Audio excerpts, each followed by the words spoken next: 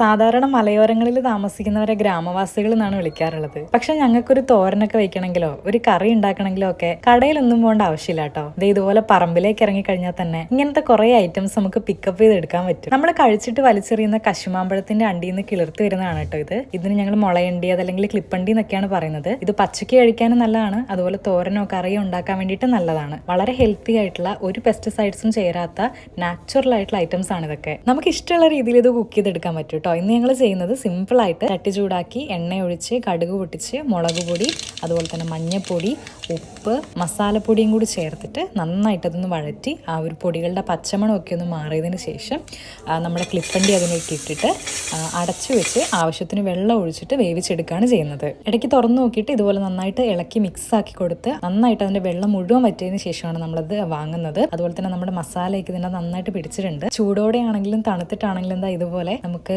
ചോറിന്റെ കൂടെ കഴിക്കാനായിട്ട് വേറെ ഒരു കറി ആവശ്യമില്ല. ഭയങ്കര ടേസ്റ്റിയും അതുപോലെ തന്നെ ഹെൽത്തി ആയിട്ടുള്ള ഒരു നാച്ചുറൽ ഫുഡാണ്. അപ്പോൾ ജസ്റ്റ് ഒന്ന് പുറത്തേക്ക് ഇറങ്ങി ഇങ്ങനത്തെ ക്ലിപ്പണ്ടിയൊക്കെ കിട്ടുന്ന ആൾക്കാരാണെന്നുണ്ടെങ്കിൽ ഒന്ന് ട്രൈ ചെയ്ത് നോക്കിയാൽ നല്ലതായിരിക്കും.